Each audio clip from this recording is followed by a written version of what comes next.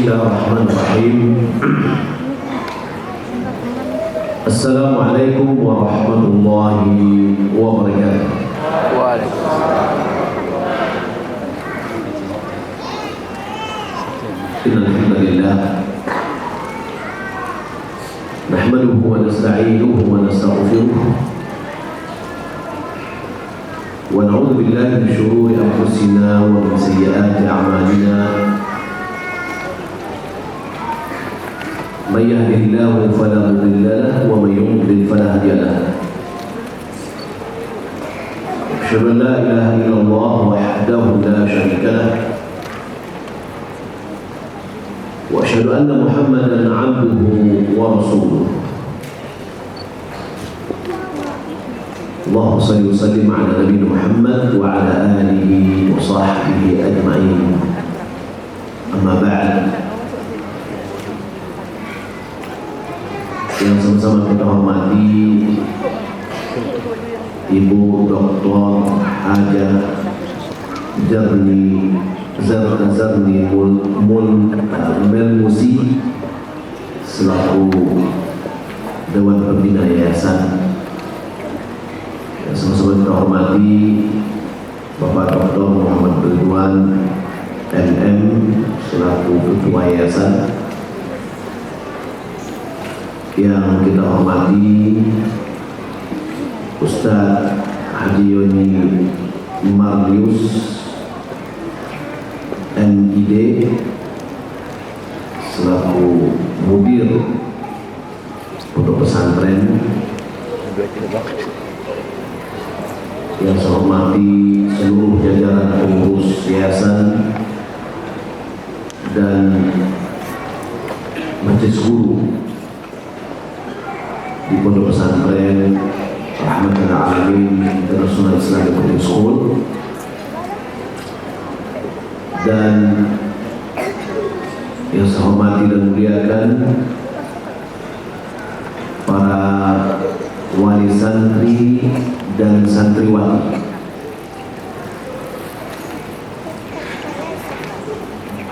Marilah kita bersyukur dan memuji Allah Subhanahu wa taala atas segala nikmat dan karunia yang Allah limpahkan. Salam dan salam semoga dan berkah Allah Subhanahu wa taala kepada Nabi Muhammad sallallahu alaihi wasallam. Allahumma shalli ala Muhammad wa ala ali Muhammad.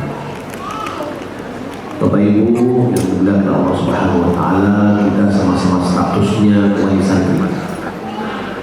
Saya juga adalah wali santri, tapi tidak pesantren ini.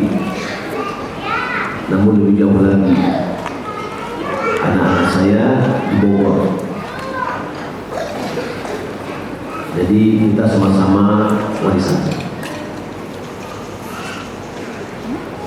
Ini saja saya diberi amanah, dan terima kasih banyak kepada Ibu, Pak Ridwan dan yang lainnya atas kepercayaan kepada saya untuk diikutsertakan di dalam Dewan Penasehat Syariah untuk Pondok Pesantren kita ini. Bapak Ibu dimuliakan Allah Subhanahu wa taala, pada pertemuan ini kita sharing membahas tentang peran orang tua dalam kesuksesan pendidikan di pesantren.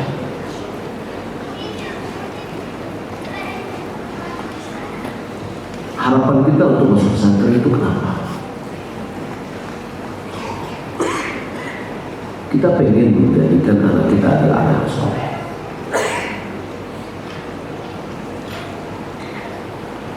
Apa keutamaan anak soleh? Keutamaan anak soleh adalah yang pertama investasi yang sangat berharga. Investasi yang sangat berharga dunia dan akhirat. Perlu kita bayangkan ketika seorang berinvestasi, dia harus mengeluarkan dana yang banyak, daya upaya yang kuat untuk mendapatkan keuntungan dari investasinya. Maka anak adalah investasi yang paling berharga bagi kita, dunia dan akhirat. di dunia, dia akan membantu kita, dia akan membela, dia akan memelihara.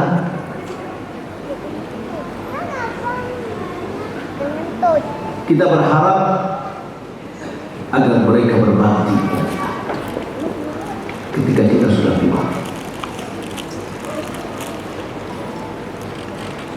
Maka apa yang harus kita lakukan? Kita harus berbakti kepada anak kita ketika mereka masih kecil.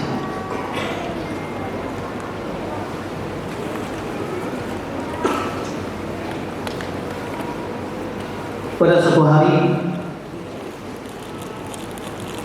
Umar bin Khattab radhiyallahu taala anhu didatangkan oleh seorang bapak yang mengeluhkan anaknya yang membangkang kepada bapaknya.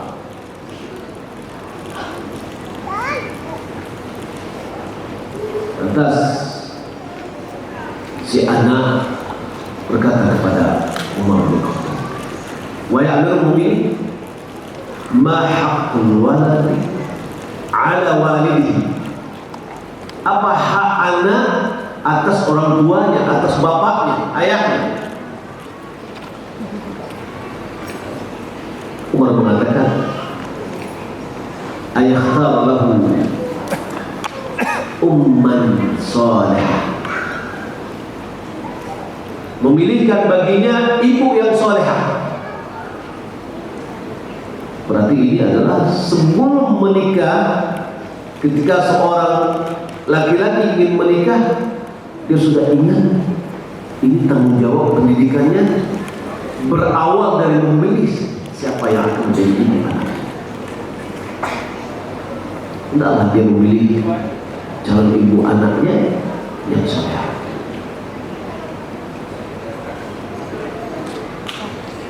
Yang kedua, ayu'allimahu syai'an min kitabillah. Si ayah hendaklah dia mengajarkan agama. Yang ketiga, ayakhtar lahu isman hasana, diberikan nama yang baik. Apa kata saya? Wa Amirul Mukminin, ana abi lam yu'addi hadha. Bapakku belum memberikan hakku. Hak ini belum terpenuhi. Laqad ikhtara li umman la atasharraf biha. Dia telah memilih bagiku ibu yang aku tidak merasa terhormat.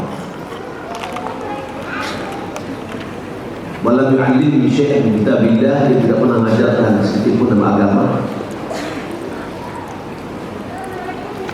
Wasammani ju'ala, dia telah beri nama saya ini dengan nama Umpam. Tidak punya makna. Apa kata Umar bin Khattab? Ya hada, wahai ini orang, pergi kamu dari sini. Engkau telah durhaka kepada anakmu sebelum anakmu durhaka kepada. Karena si anak tidak mendapatkan haknya dari orang tua, dan orang tua ayahnya tidak memberikan hukuk hak anaknya. Berarti dia belum berbakti, berbuat baik kepada anaknya sebelum anaknya berbuat baik kepada anaknya. Walaupun berwalidain adalah kewajiban anak, tapi bagaimana kita bisa berharap anak itu berbuat baik kepada kita jika kita tidak memberikan perhatian kepada mereka? Ada investasi anak. Dalam hadis dikatakan bahwa semuanya diangkat derajatnya. Lalu dia mengatakan, dari mana ini? Lalu katakan kepadanya, dari istighfar anaknya. Setiap kali si anak beristighfar untuk orang tuanya, memohonkan ampun untuk orang tuanya, derajat orang tuanya diangkat. Dia akan bisa memberikan syafaat untuk orang tuanya. Kalau seandainya orang tuanya masuk neraka, maka anaknya akan memohon kepada Allah agar dikeluarkan orang tuanya dari neraka. Jika seandainya mereka semuanya masuk surga, tapi orang tuanya di derajat bawah, maka dimohon kepada Allah Subhanahu wa Ta'ala agar diangkat derajatnya sama dengan dia. Jadi anak yang soleh tidak ada kerugian sedikit. Anak yang soleh merupakan amal jariah untuk orang tuanya. Sebenarnya dalam hadis Nabi Sallallahu Alaihi Wasallam, "Kullu idza mata al-insan inqata 'amaluhu illa min thalath." Apabila manusia meninggal dunia maka terputus amalannya kecuali dari 3 perkara. Di antaranya awalan salih, anak yang soleh yang mendoakan. Bukankah doa orang dengan kepada orang muslim yang lain sampai? Benar. Itulah gunanya sholat jenazah. Lalu apa istimewanya doa yang soleh kepada untuk orang tua? Lebih dari doa, yaitu amalan anak yang soleh, orang tuanya juga mendapatkan pahala. Karena anak itu adalah hasil usaha orang tua. Apa yang kita korbankan sekarang, harta yang kita berikan untuk pendidikan anak kita, itu adalah bagian dari upaya kita untuk mendidik.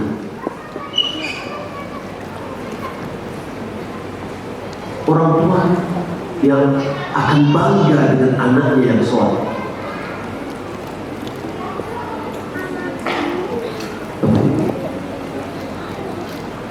Ketika ada bapak ibu tamat dari kuliah besar, dari pesantren, kemudian dibantu berkuliah, mungkin ke Madinah, mungkin kemana, lalu dia sudah menguasai ilmu agama, lantas orang banyak bertanya, termasuk orang yang sudah tingkat akademisnya sudah lebih seperti profesor, datang kepada anak kita dan memohon, meminta fatwa atau bertanya tentang agama. Kita sebagai orang tua, tidakkah kita merasa bangga? Anak kita dijadikan sebagai rujukan, tempat bertanya umat. Itulah semua. Dan kemudian apalagi kalau seandainya orang anak-anak kita hafal Al-Quran, di akhirat nanti orang tuanya akan diberikan jubah dan mahkota kehormatan, hadiah berdoa. Bapak Ibu bilang Allah Subhanahu wa Ta'ala, bagaimana cara mendapatkan anak yang saleh? Apakah anak saleh itu datang dari langit satu lalu jadi saleh? Di antara anak saleh itu adalah anugerah. Ada yang anak subhanallah Allah ciptakan, ada dirinya akhlak yang baik, tapi ada lagi yang merupakan upaya dan usaha. Nabi SAW bersabda, "Kullu mauludin yuladu 'ala al-fitrah, fa'abawahu yuhawwidanihi aw yunasiranihi aw yumajjisanihi." Setiap yang dilahirkan terlahir di atas fitrah. Dan orang tuanya yang menjadikan dia Yahudi atau Nasrani atau Majusi, menunjukkan bahwa pendidikan anak dipengaruhi oleh lingkungan.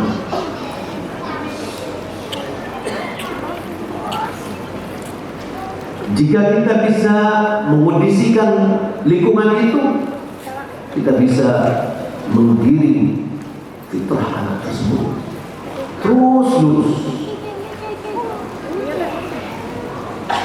Tapi kalau seandainya kita lalai, tidak ada upaya kita, usaha kita, bagaimana kita menjaga fitrah pada anak kita ini, tidak sedikit orang tua yang sudah punya andil untuk penyimpangan terhadap lingkungan.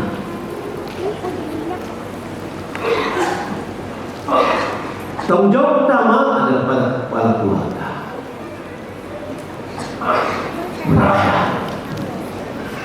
Laki-laki, Allah anfusakum wa ahlikum nar. Ayo orang beriman, jagalah dirimu dan keluargamu dari api neraka. Kita tidak akan bisa menjaga keluarga kita dari api neraka jika kita belum menjaga diri kita dari api neraka. Ali bin Abi Thalib dia mengatakan, "Allimuhum wa addibuhum." Ajarkan mereka, didik mereka. Kira-kira bagaimana kita akan mendidik dan mengajar anak kita sementara kita tidak memiliki apa-apa? Fakhiru syai'in la yu'ti. Orang yang tidak memiliki, dia tidak akan bisa memberi. Karena keterbatasan ini perlu kita mencari tempat pendidikan dan sekolah yang tapi perlu ingat bahwa tugas utama pendidikan anak kita adalah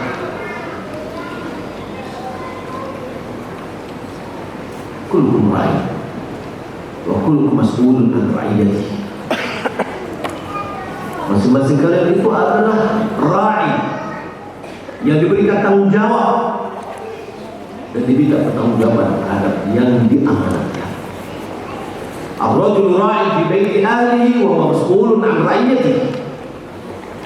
Laki-laki itu adalah penanggung jawab terhadap keluarganya dan akan diminta pertanggungjawaban terhadap yang diamanatkan.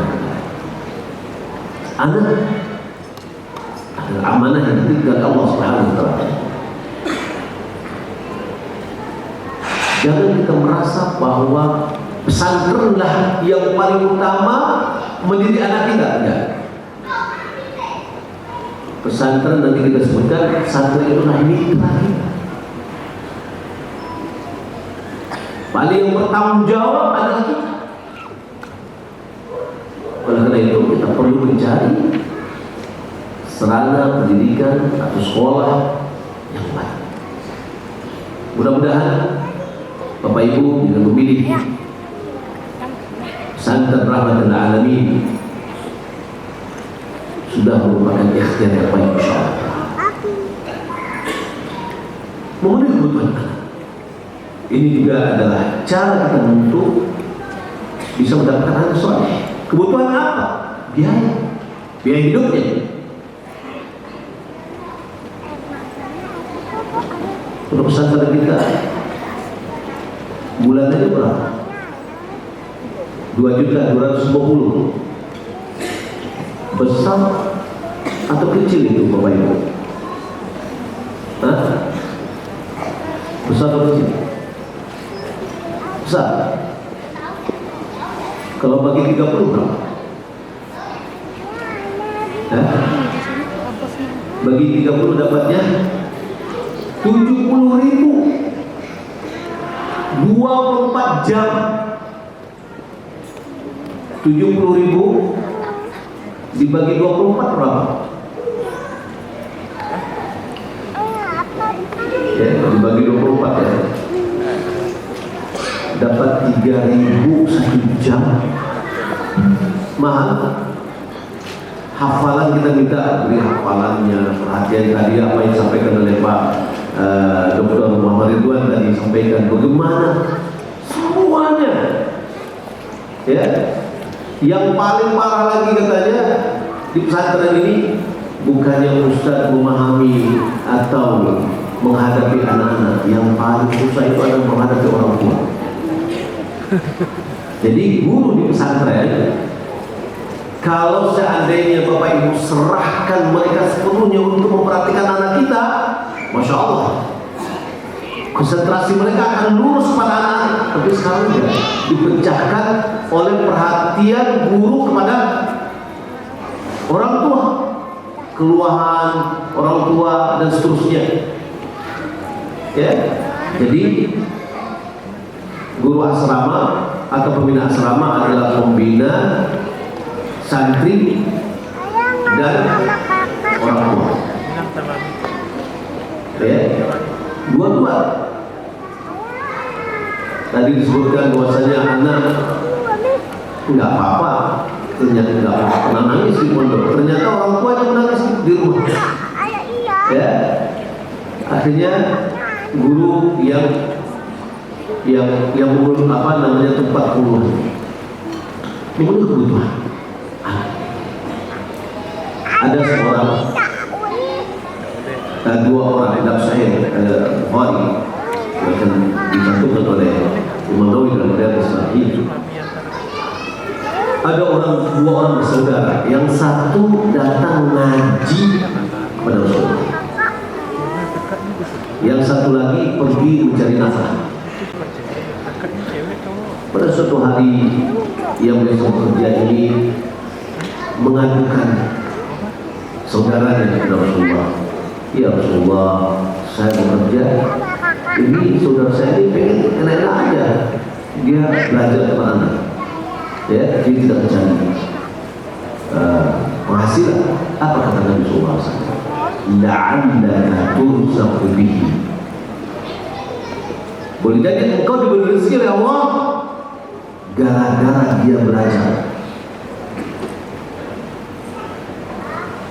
Begitu juga kita lihat, dan kita boleh bertawasul dengan amal soleh kita ini,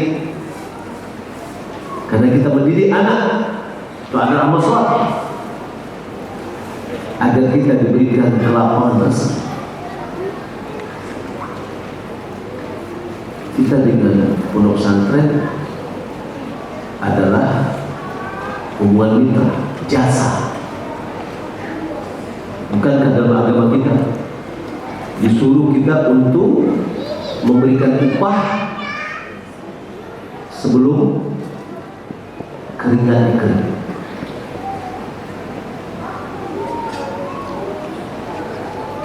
Maka ini perlu kita perhatikan, Bapak Ibu Allah Subhanahu wa Ta'ala.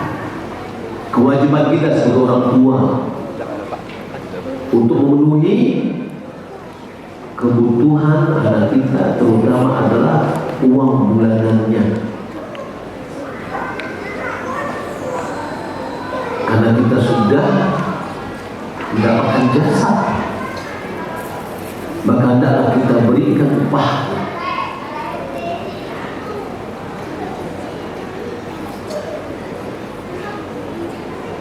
Pendidikan pesantren atau pusat pendidikan pada umumnya, agar dia bisa menjadi sukses, dia bagaikan tiga tungku sejarah. Tidak bisa dua tungku dong, ya, tapi dia tadi wali tiga harus sama. Yang memiliki peran orang tua, anak, dan lembaga. Orang tua, peran orang tua di dalam pendidikan anak ini pertama adalah memotivasi anak. Berikan motivasi yang baik. Apapun yang bisa kita berikan motivasi, semangat. Ketika dia menghafal Al-Quran, kita hargai. Bukankah Nabi Sallallahu Alaihi Wasallam mengatakan khairukum man ta'allama Al-Quran wa 'allamahu? Sebaik-baik kalian adalah yang mempelajari Al-Quran dan mengajarkannya. Anak kita yang belajar Al-Quran, apalagi menghafal Al-Quran, itu adalah sebaik-baiknya. Kita kasih motivasi. Kalau bisa, kita katakan, nah, hafal 30 juz, pergi dong. Uang bisa kita cari, tapi motivasi dan semangat anak mana kita cari? Kalau tidak kita sebagai orang tua menyemangatkan mereka, siapa lagi yang akan memberi motivasi?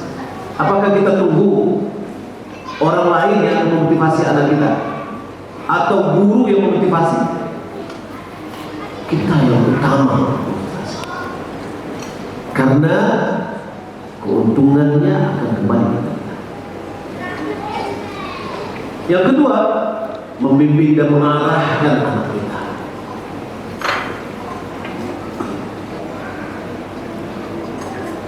kita arahkan dia untuk bersemangat belajar. Kita arahkan mereka untuk taat dan patuh kepada Allah, memuliakan guru, menjalankan adab-adab yang seharusnya dilakukan oleh seorang murid. Jadi akan kita pelajari. Kemudian menuntaskan biaya yang telah kita sebutkan tadi. Setelah itu adalah mendoakan. Akan terus, jangan jenuh-jenuh kita mendoakan anak. 3 doa, 3 da'watil mustajabat. Ada 3 doa yang dikabulkan oleh Allah Subhanahu wa taala. Da'watul mazlum, wa da'watul musafir, wa da'watul walid ala walad. Dan yang lain, da'watul walid li walad. Doa orang yang terzalimi dikabulkan. Doa orang musafir dikabulkan. Doa orang tua, doa celaka orang tua terhadap anaknya dikabulkan. Ya, atau dengan lain, doa kebaikan orang tua untuk anaknya dikabulkan. Bapak Ibu mau pilih yang mana? Yang pertama atau yang kedua? Yang pertama atau yang kedua? Kok nggak ada suaranya? Yang pertama atau yang kedua? Yang pertama doa celaka. Yang kedua doa kebaikan. Ya, kadang-kadang kita emosi, kita doakan celaka. Ya, macam-macam umpatan, kutukan, itu ada doa celaka. Tidak boleh kita doakan celaka. Kalau seandainya terjadi atas apa yang kita doakan, ya akan sengsara kita juga. Maka sebaiknya kita doakan doa kebaikan. Selalu kita doakan. Subhanallah, Bapak Ibu belakang Allah Subhanahu wa taala luar biasa, luar biasa. Terkadang spontanitas pagi kita doa, subhanallah, sore kelihatan terang, kelihatan pengaruh dari doa kita untuk anak kita. Maka karena itu jangan ragu-ragu kita untuk mendoakan. Tidak memprovokasi anak.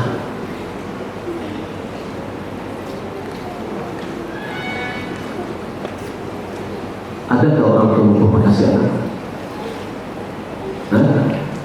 Ada. Malah orang tua mengajarkan anak untuk menilai guru. Ya. Guru itu lain begitu aja. Akhirnya ada orang guru itu kurang pandai aja nih. Betul. Lain itu. Itu namanya memprovokasi anak. Sehingga muncullah rasa kurang adab anak berguru. Apalagi terkadang orang tua, kalau nanti guru bukan, jangan lakukan ya, jangan lakukan. Saya itu memprovokasi anak. Kalau kayak gini tidak akan sukses pendidikan. Ajarkan Bapak Ibu, anak kita ini bisikan ke telinganya, nah, patuhi, muliakan guru, hormati guru, jaga haknya. Itu yang harus kita lakukan. Kemudian jangan memberi hadiah kepada individu guru. Para pegawai dalam hadis Nabi Sallallahu Alaihi Wasallam mengatakan hadiatul ummal gulul. Hadiah yang diterima oleh pegawai adalah harta haram. Nabi juga mengatakan man ista'malnahu ala 'amalin wa razaqnahu rizqan fama zada 'ala dhalika fa huwa ghulul. siapa yang kami beri tugas dan kami beri gaji atas tugasnya itu, maka pendapatan yang lebih dari itu termasuk harta haram. Maka oleh karena itu, janganlah orang tua membantu pegawai untuk mendapatkan harta haram. Kalau seandainya orang tua pengen memberikan hadiah, berikan kepada pimpin dengan tujuan untuk dibagikan kepada semua. Tidak boleh kepada individu. Kenapa?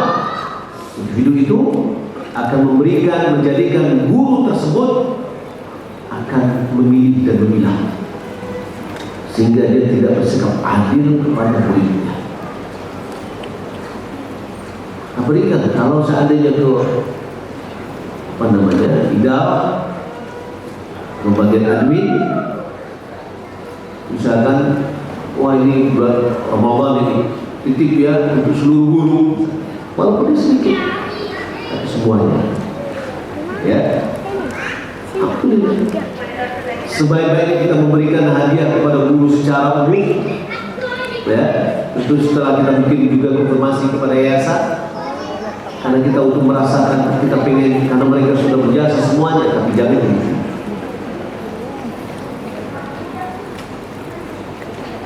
Adapun peran anak dalam proses pendidikan, yang pertama, anak adalah belajar yang baik, melatih diri untuk beradab dan beretika pada dirinya sendiri, melatih diri beradab dengan gurunya, melatih diri beradab dalam bermajelis ilmu. Ulama sudah menulis itu.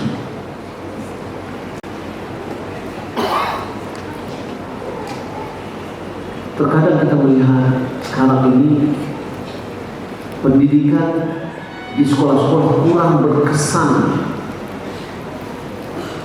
Kenapa? Karena kurang mendidik adab dan akhlak.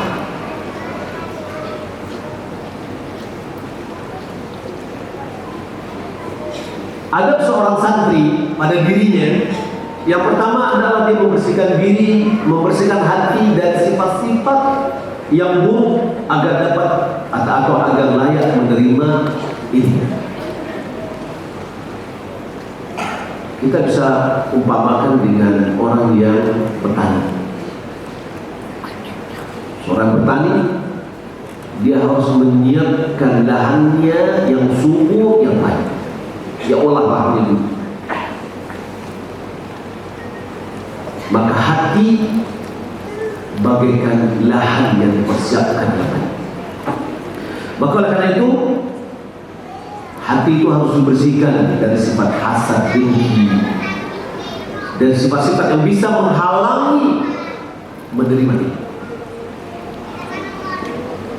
Lalu setelah itu baru kita bercocok tanam, kita tanamlah ilmu itu.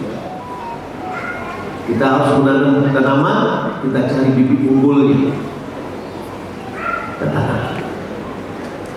Lalu kita pelihara, kita pupuk dan seterusnya. Nah, maka seorang santri dia harus mulai membersihkan dirinya dari sifat-sifat itu, sifat yang buruk, hasad, dengki, ya, sifat malas dan sebagainya. Yang kedua,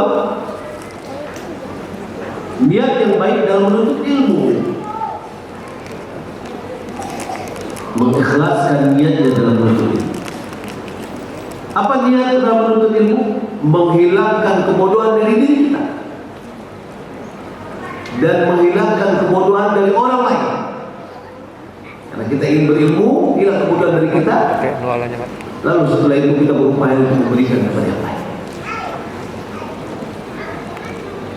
Karena kita ini semuanya saya, Bapak Ibu, kita semuanya ini lahir dalam keadaan bodoh, tidak berilmu sama sekali.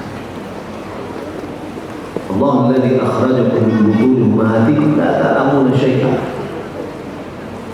wa ja'ala lakum as-sam'a wal absara wal af'idata la'allakum tashkurun. Allah yang mengeluarkan kalian dari perut ibumu dalam keadaan tidak tahu sama sekali. Atas Allah jadikan bagimu pendengaran, penglihatan dan hati agar kamu bersyukur.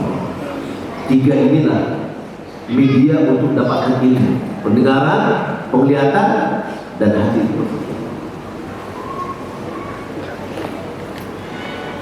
Karena kita adalah sama-sama tidak berilmu, maka kita perlu menghilangkan kebodohan dari diri kita. Maka perlu kita menunggu atau menimba. Kemudian memanfaatkan waktu dan memfokuskan hati di dalam ilmu. Insya Allah anak-anak kita akan dibimbing oleh guru-gurunya yang memanfaatkan ilmu di dalam belajar. Kemudian ditanamkan rasa qanaah, rasa cukup dengan sedikit dan kemewahan. Ya, jauhkan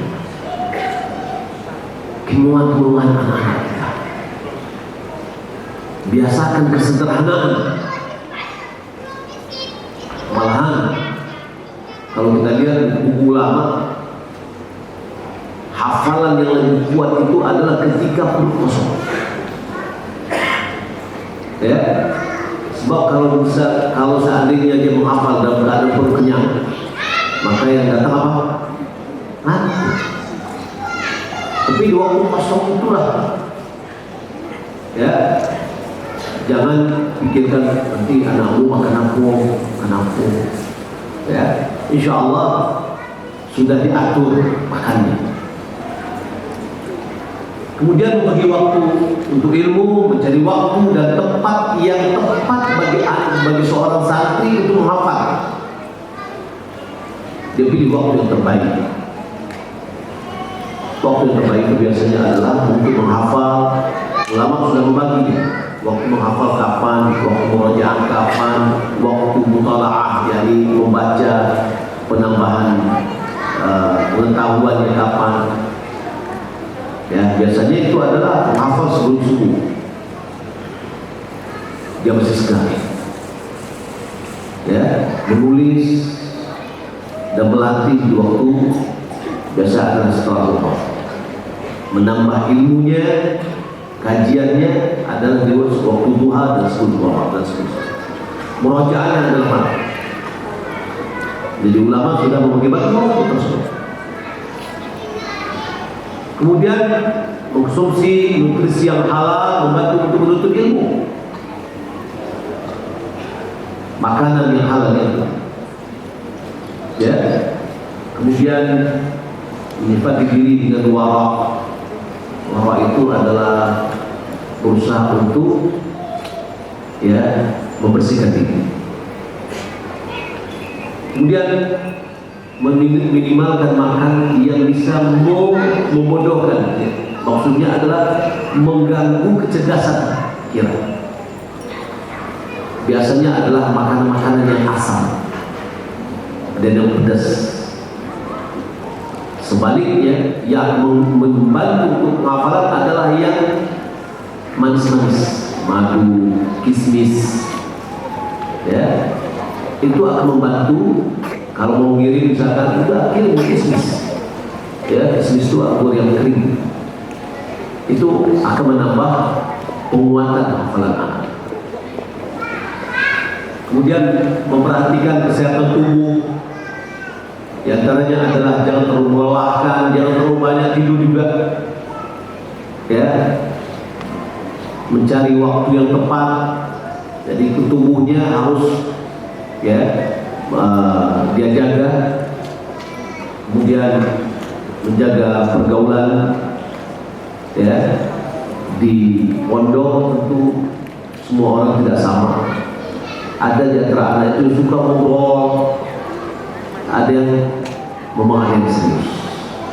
Maka ini seorang santri, dia adalah dia bisa bergaul kepada siapa dia main, dengan siapa dia mau bergaul. Ada pun ada dengan guru, yaitu yang pertama memilih guru atau syekh yang paling bermanfaat.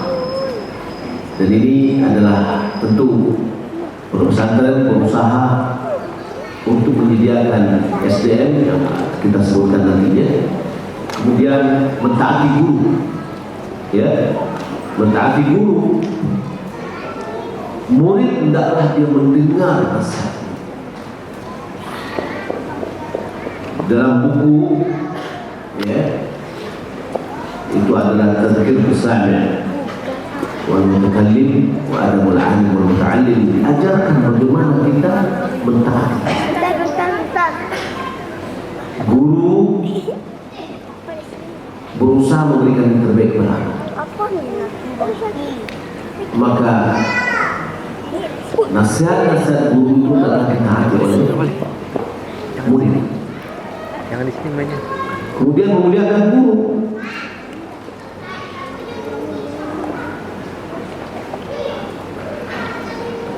Memuliakan guru adalah dengan memandang guru ini punya kemuliaan, terhormat.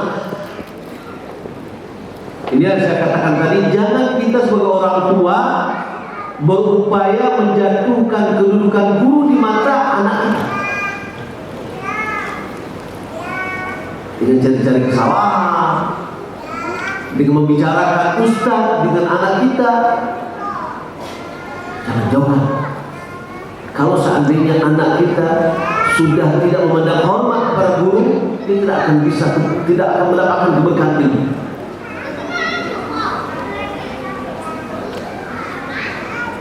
Para salaf,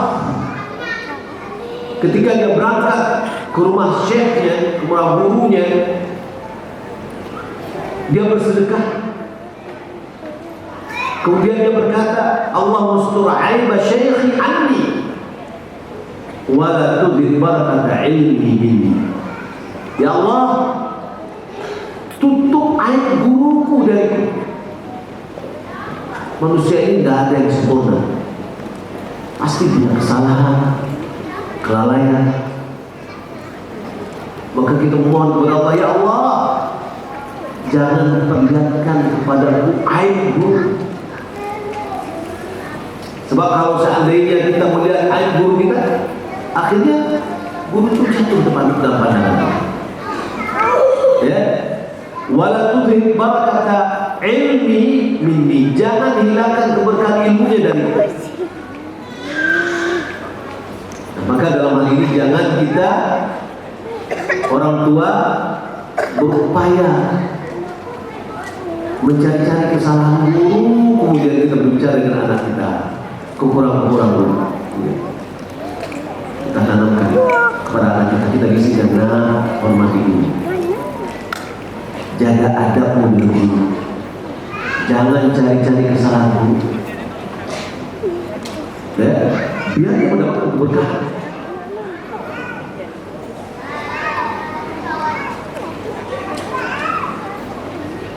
Imam Syafi'i dia mengatakan, kuntu asbahu waraqata baina yadi Malik safhan rafiqan haibatan lahu li an yasma'a waqa'aha.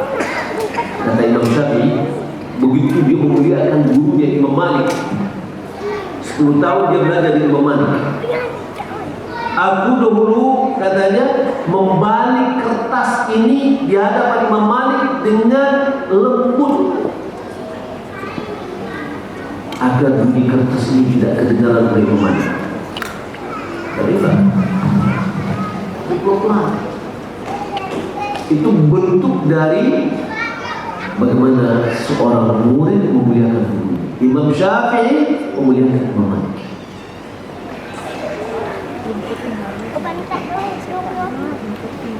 Kemudian mengetahui keutamaan guru dan menjaga haknya.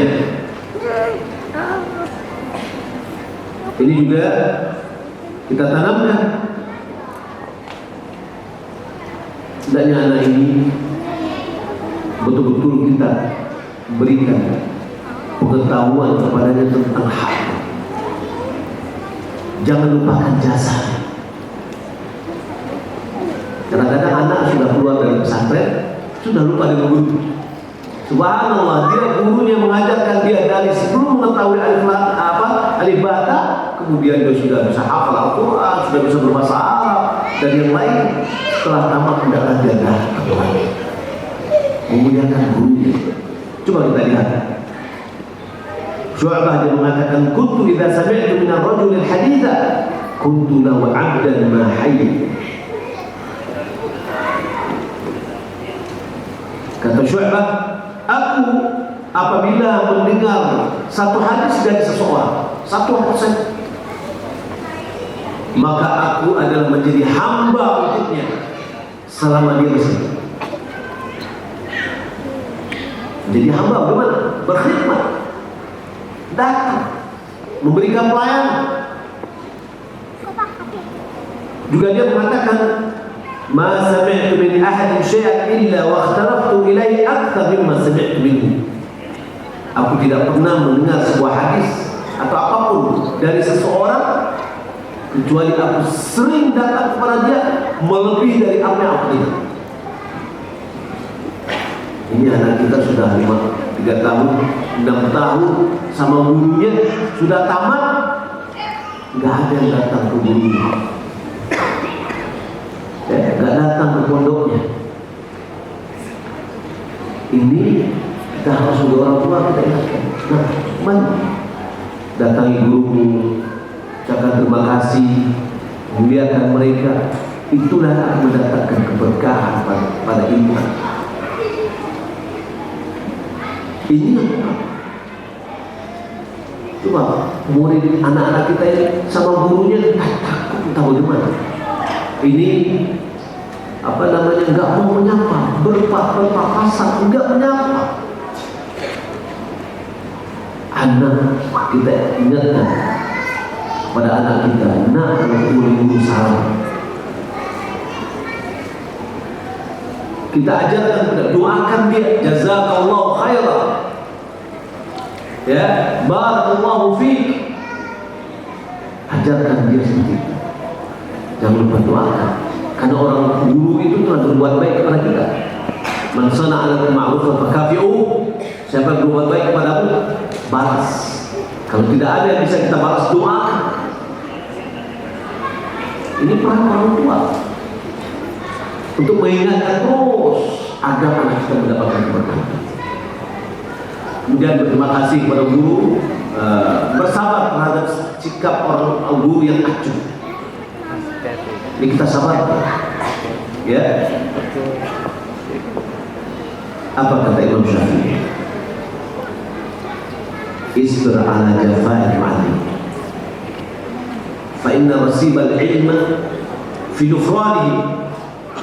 Bersabar atas sikap kasar dari seorang guru, karena kegagalan ilmu itu terdapat di dalam menjauhi. Man lam yaduk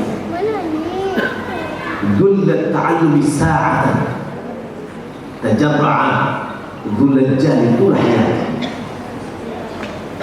Siapa yang tidak mencicipi hinanya dalam menuntut ilmu sesaat, 3 tahun, 6 tahun dibandingkan dengan umur kita 60 tahun.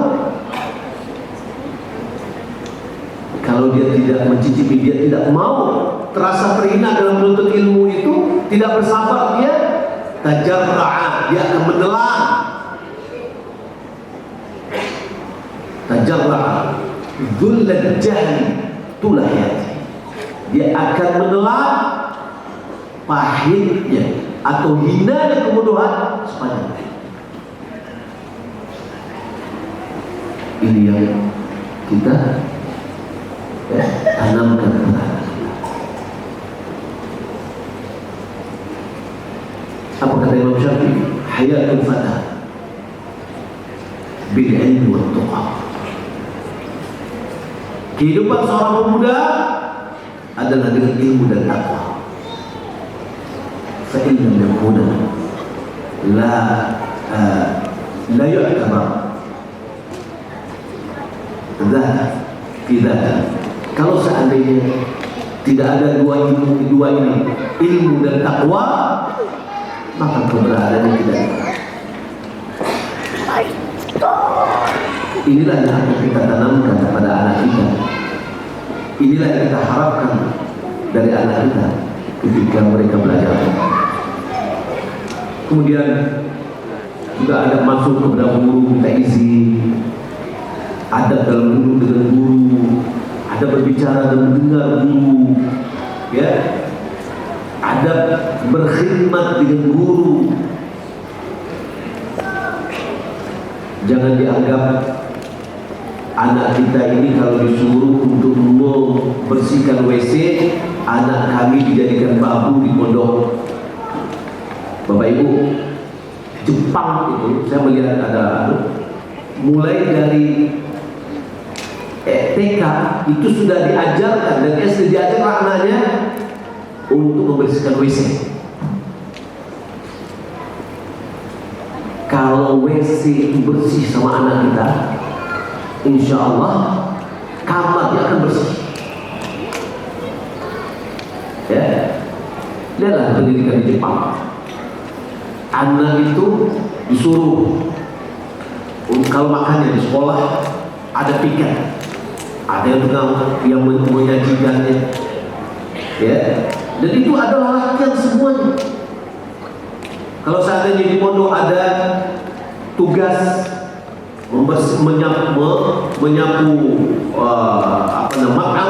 tempat makan, ya, menyajikan makanan, membersihkan WC dan yang lainnya, itu semuanya adalah dalam rangka pendidikan anak. Jangan kita katakan percuma saya membayar mahal jika seandainya anak saya dijadikan babu di sana. Jangan. Kalau seperti itu sudah wajar Bapak Ibu dan Ibu.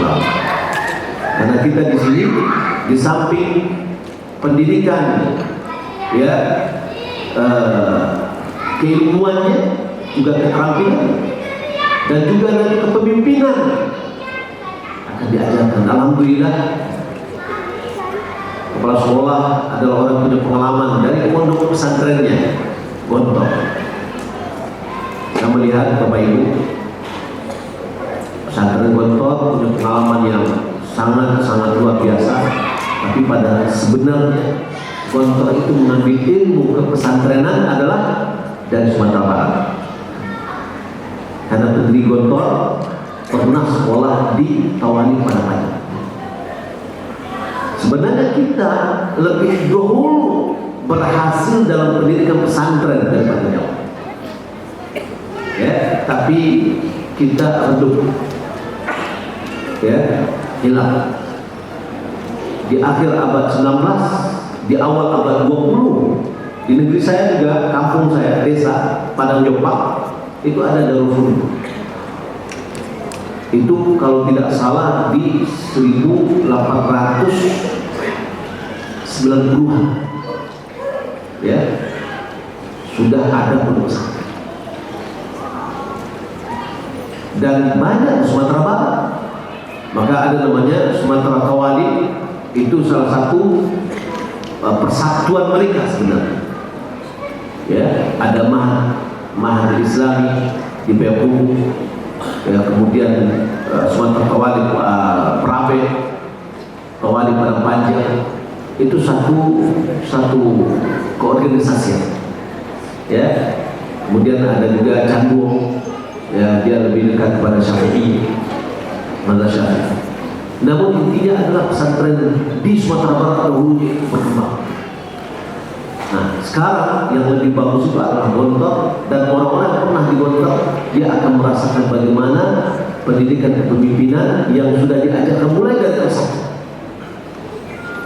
Ya, itu ada di. Nah, alhamdulillah, ya, pimpinan kita di pondok pesantren adalah punya pengalaman.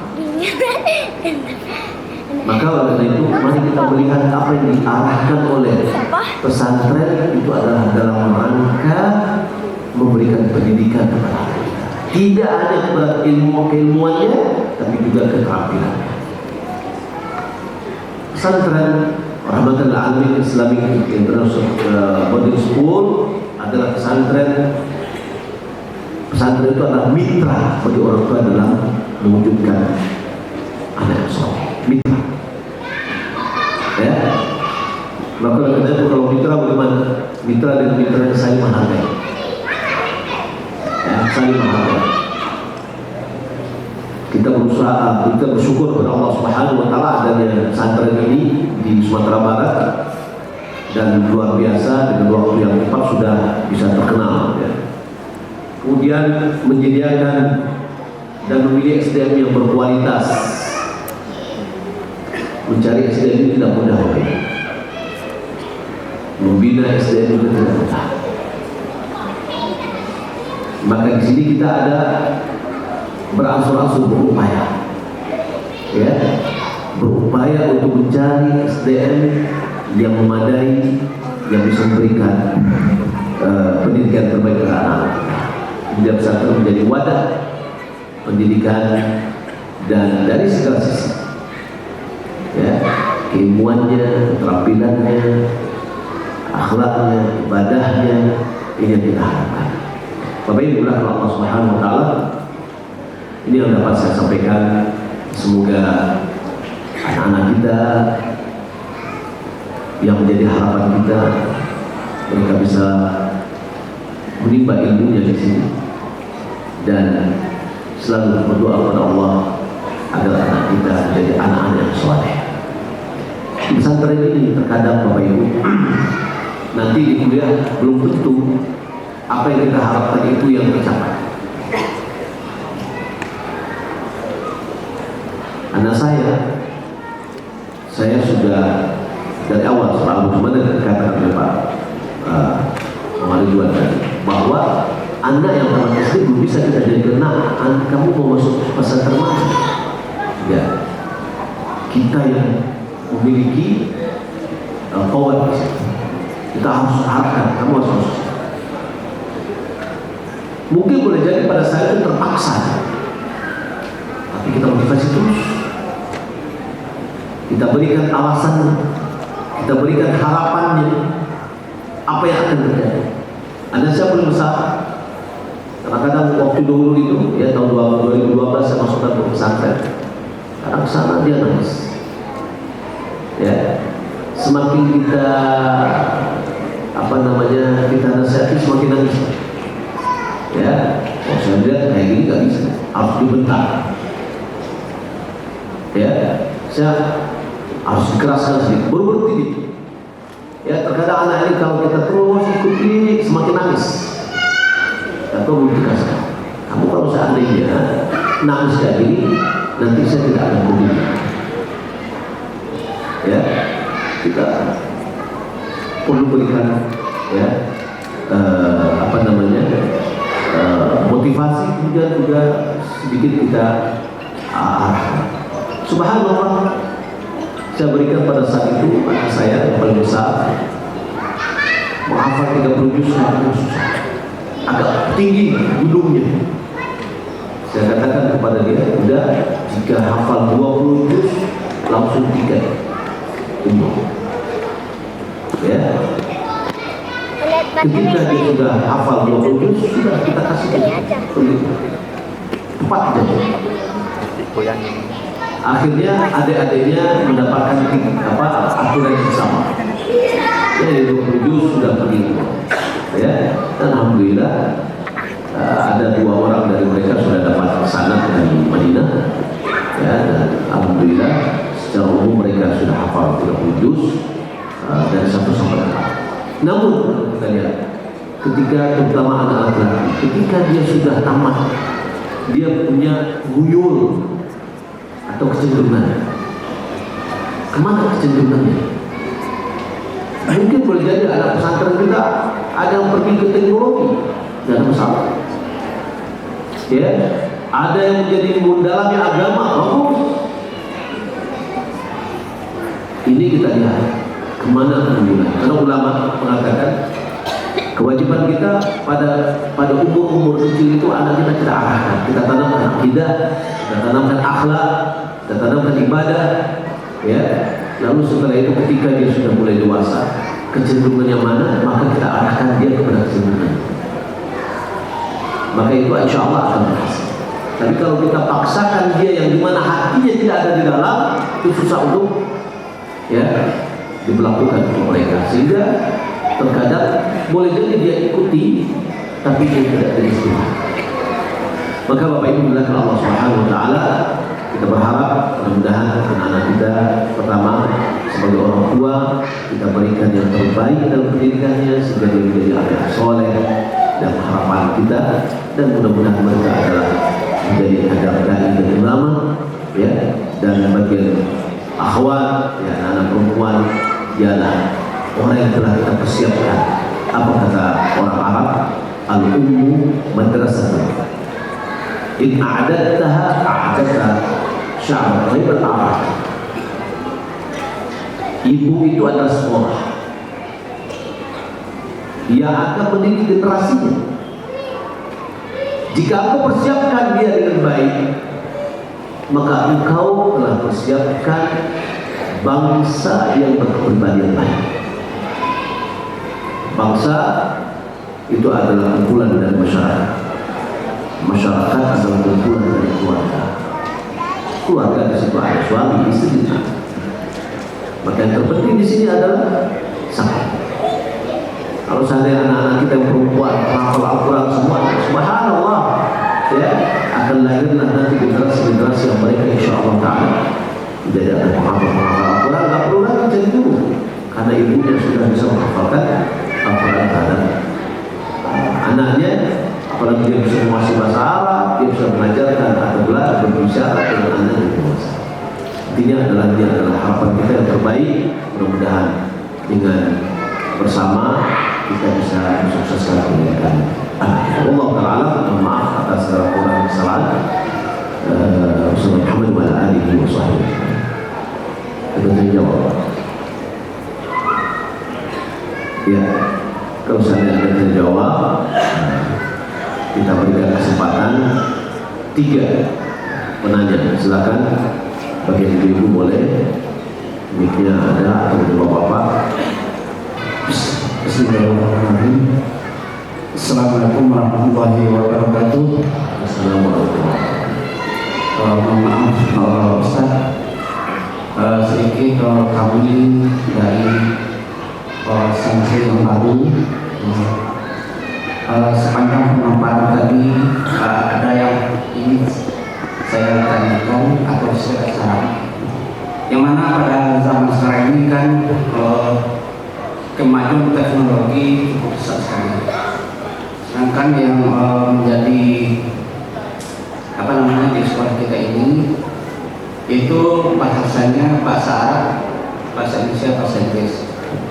Kalau kami ingin memberikan sebuah saran, sebaiknya anak kita ini juga dibiasakan berbahasa Inggris dalam keseharian, supaya dalam dia sudah terbiasa, akhirnya dia paham dengan teknologi yang banyak memakai bahasa Inggris pada saat sekarang ini. Mungkin itu saran atau pendapat saya.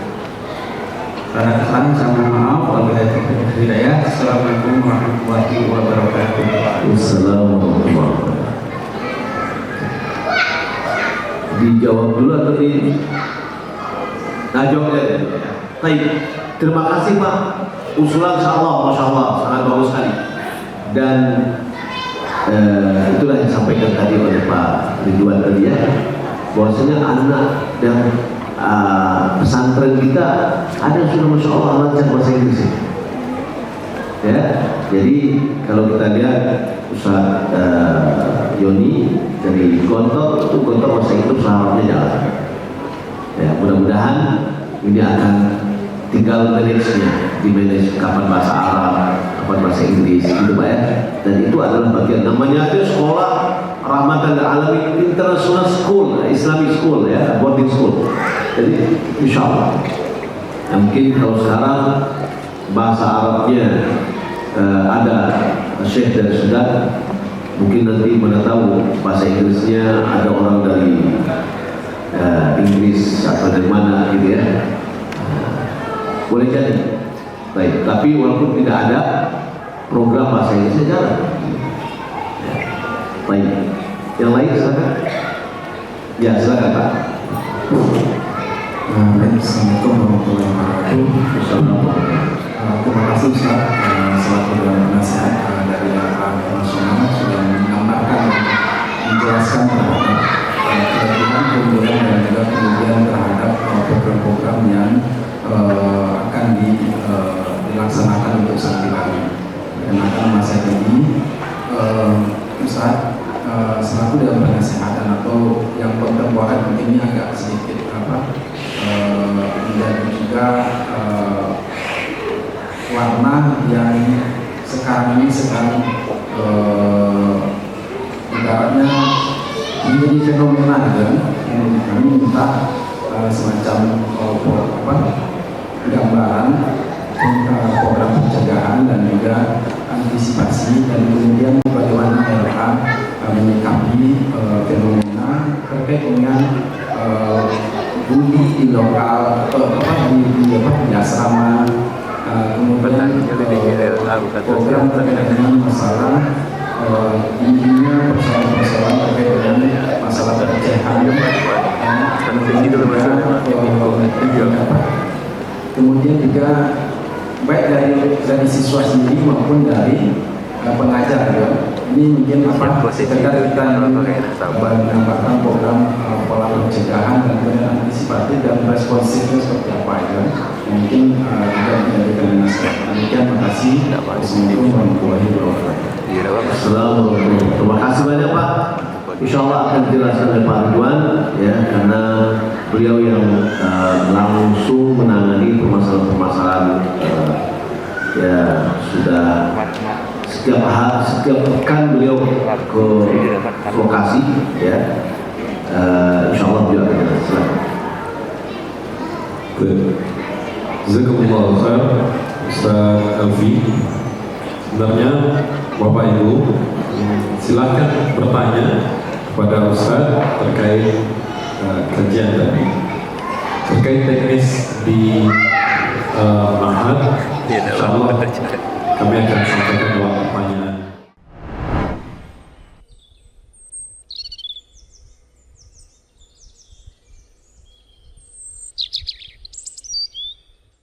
Sana, nyoba lanjut. Yuk di lapak seru saja.